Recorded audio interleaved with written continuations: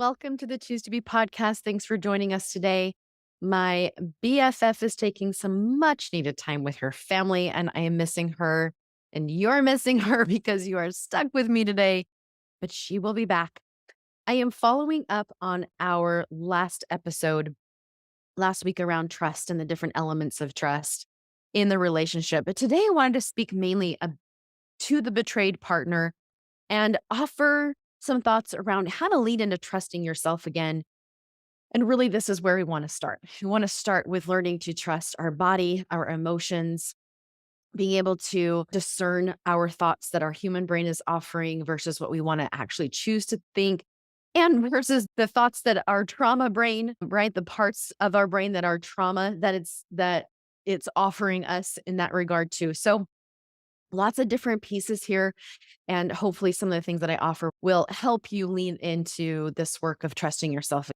I'm just about done with my relational intimacy workshop, and I'm so excited to have those available for you as they will be self paced and really walk you through these different levels of intimacy.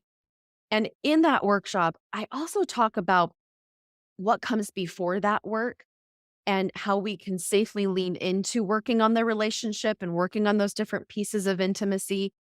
I call it the healing intimacy pyramid.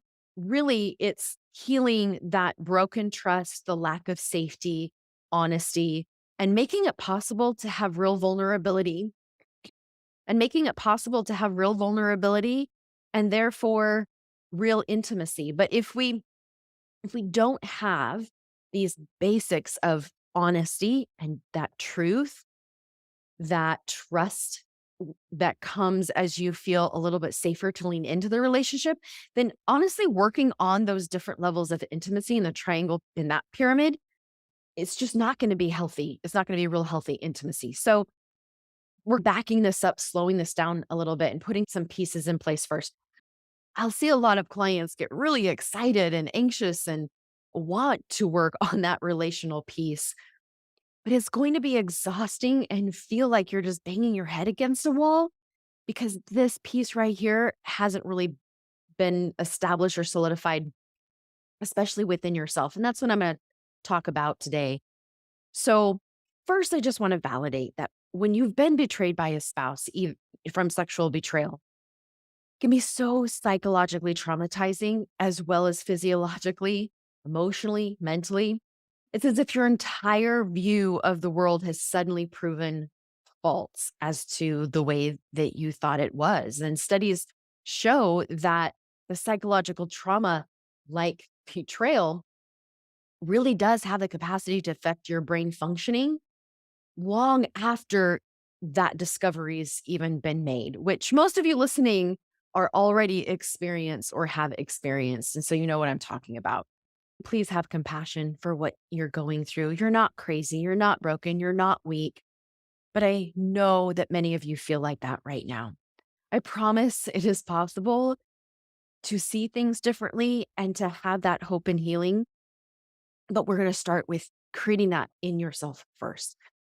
When you have this kind of blow in your life, what you expected your life to look like and be like with your partner, it really does affect your sense of self, your sense of safety, vulnerability, and intimacy. And it impacts you in a way that you look at yourself. And it can really start to take that toll on your self worth, the way that you see your value, and it can really make trusting yourself even harder. Another common result of this kind of trauma is then developing a strong hypervigilance to the possibility of future betrayals that your brain thinks will come, that it's now its main job is to make sure and look out for those particular traumas to happen. So you might be finding yourself policing and looking through their phone and watching their eyes, right? Like you're in the car and you're driving and a woman walks by, and rather than looking at the woman or out the window, you're watching their eyes. You're checking their internet browser. If you're divorced or separated right now, you might find yourself not trusting any men at all. So you don't even want to date. You can't even fathom doing that. Sometimes it's hard to trust God. It's hard to trust ecclesiastical leaders if they're men. I just want you to know that this is a very natural response when there's been this kind of betrayal. And I know many of you are also perhaps experiencing being gaslit because of this hypervigilance. And so maybe you are being told that you're crazy and you're the one that needs to get help, but you're not wrong and you're not crazy. And also, I can see how this really adds a lot more confusion and more distrust to ourselves and to others. So, learning to trust yourself again is really the first key to healing. One thing I've noticed is this pattern of behavior that often happens when someone abuses this trust of a woman, when others do something that causes us to lose trust in them, rather than letting that burden be on that person who betrayed the trust, rather than that accountability being theirs to take and own, or rather than letting them take that responsibility, like we talked about last week, them take the responsibility to mend and become worthy of our trust again. I see a lot of us have the tendency to absorb that burden onto ourselves. Like something's wrong with us. Like maybe we caused this, or maybe we brought this on ourselves some way because maybe we're asking too much. And I want to validate that. I certainly don't I don't want to normalize this because this is so unhealthy. Yet if this is what you're experiencing, I also want you to know you're not alone. Let's just be aware of that and really work on placing that accountability and that responsibility on the one who betrayed the trust. Just remember that ladder analogy that I was talking about. Hold on to your spot that you earned on that ladder and really try to work on not throwing yourself off the ladder, thinking that that's what you're supposed to do or that it's the righteous thing to do or that's what we do in marriage. You're going to lose a lot of yourself as you do that. Because the truth is, you are a trusting person. You just had someone take advantage of that trust. You didn't do anything to cause that to be broken.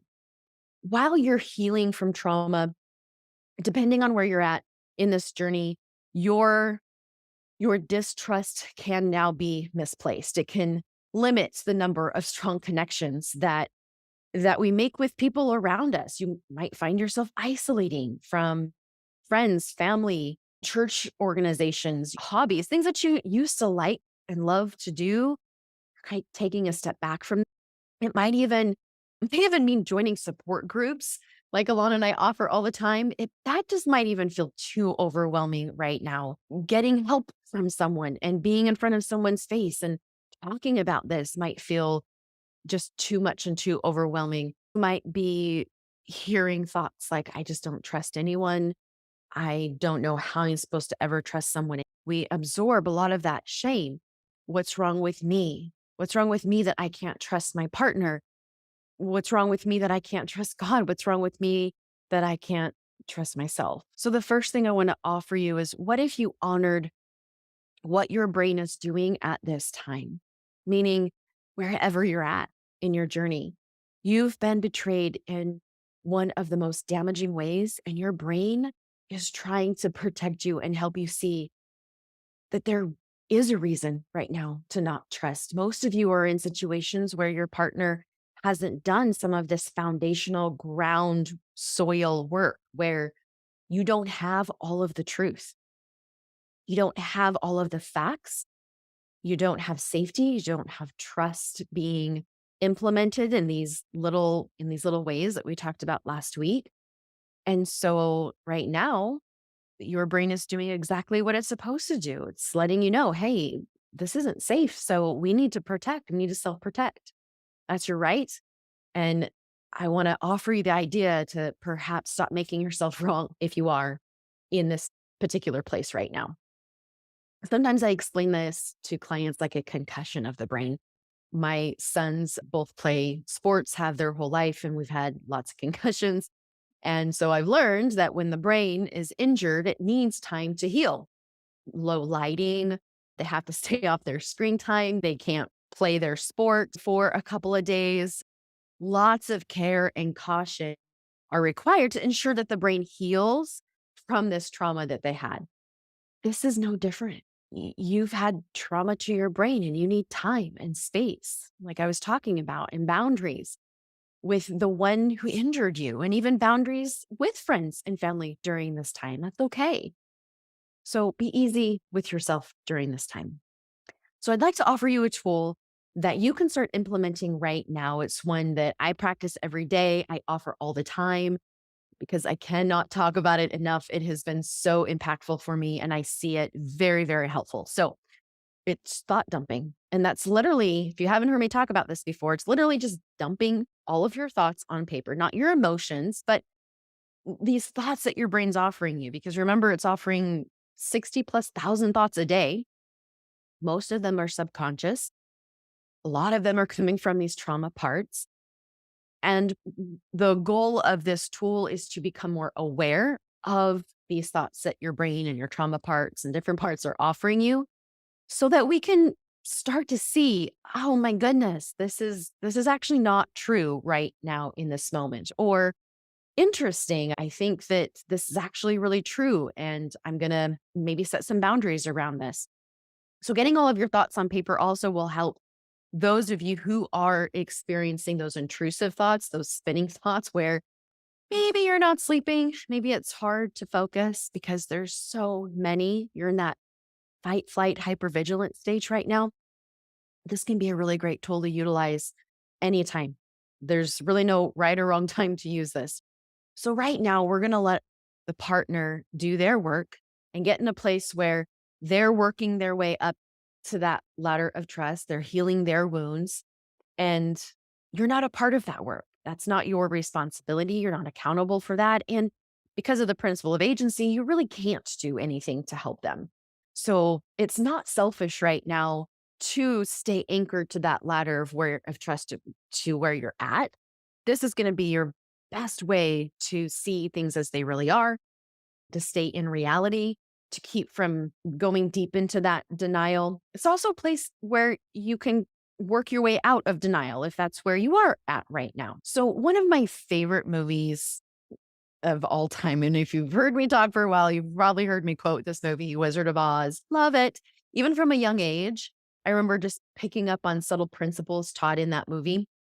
And one of my favorite lines is when at the very end of the movie, and this is not a short movie, but when Dorothy is ready to get on that air balloon and the balloon lifts off before she could get in it, and she freaks out and thinks that her chance to get home, to get back, is totally lost. She spent all this time looking for her way back when really the way back to herself is what she was looking for, right? The way back to where she came from, this place that she loved, to the people that she loved, to where she felt safe, to secure, to the place that she knows and is familiar with. She wants back there. She's been lost for so long and has tried to look for her way back and seeking out all kinds of different people, seeking out the evil witch. I could go on and on with metaphors in this movie. But what does the good witch say to her when she thinks she's stuck in Oz now? Glenda, she says, why, you've always had the power to go back to Kansas. And Dorothy's like, why didn't you tell me? Glenda says, because you wouldn't have believed me. You had to learn it for yourself. And isn't that so true? I know that there were so many things early on in my journey that I'm sure my parents had told me, thoughts of principles of truth that I just could not hear at the time.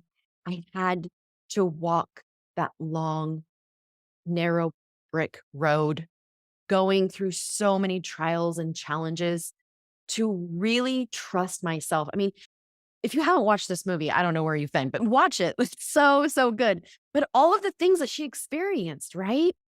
And then when she gets to that wizard, when she sees that she really developed so many things and learned to trust herself along the way, she could believe that she actually did have the power with her on her feet in those ruby slippers. And so this is what I want to offer you today, is that you've always had the power to get back this trust, to see it in yourself, because you've always had it. You don't need to go looking somewhere outside of you and certainly not to your partner to find something that's missing about you.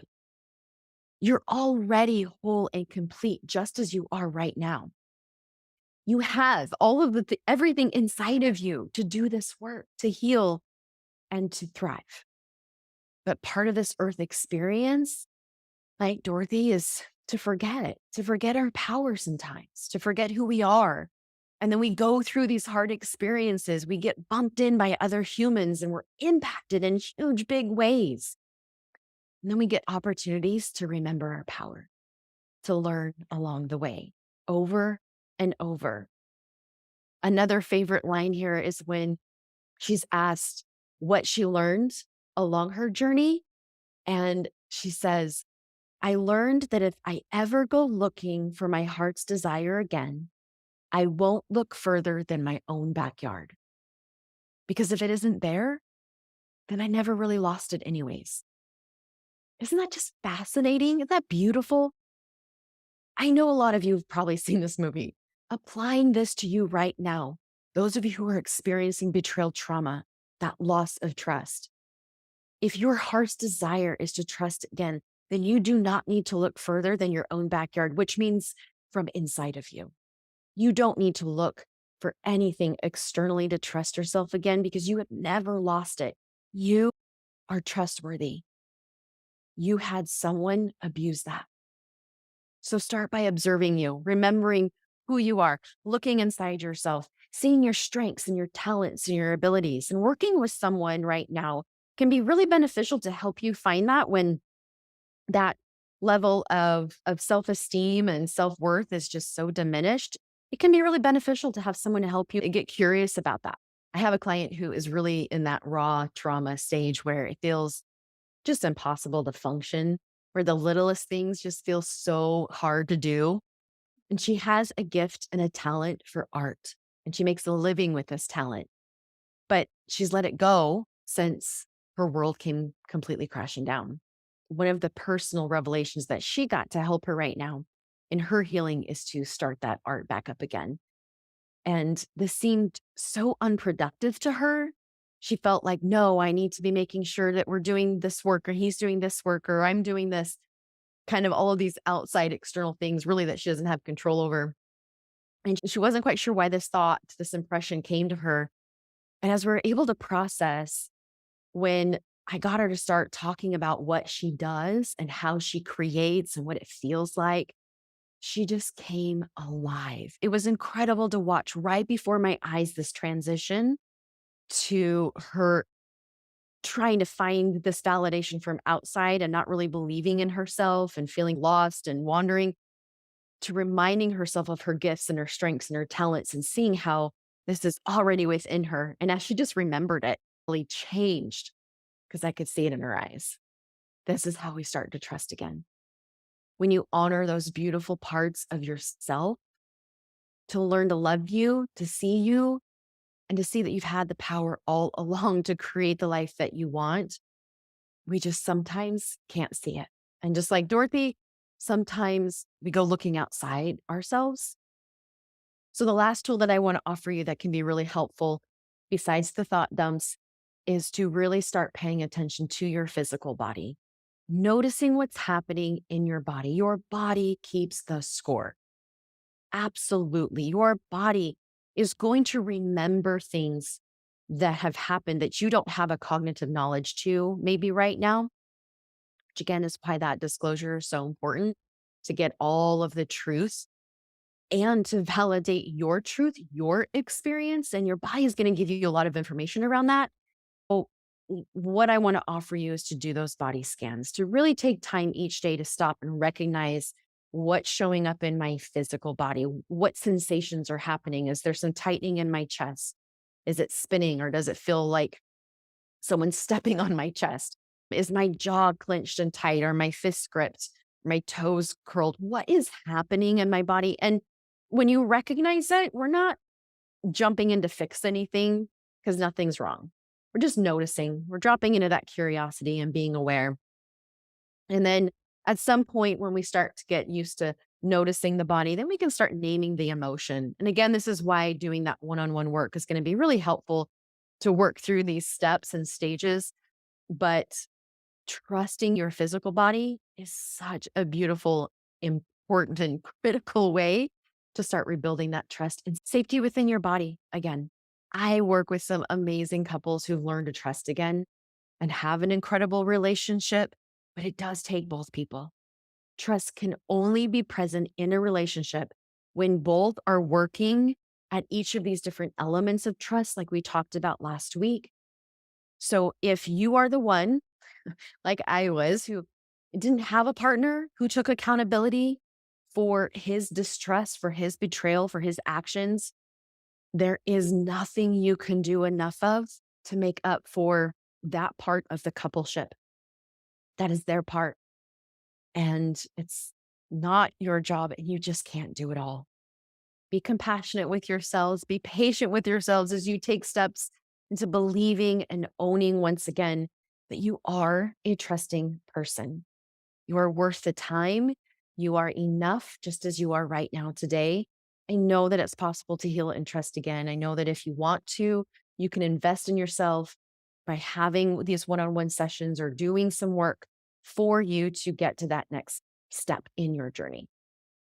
And for those of you who have done this work and really do feel like you've got some good skills and understand some of these concepts of building that trust and feeling a little bit safer in your body, in your journey, and are ready to take that to the next level, ready to push yourself and start creating the life that you want and making this a little bit more tangible for you, then getting some additional awareness into where your brain might be keeping you stuck and keeping you from really thriving in your life individually, then I highly recommend my Believing in You group coaching program.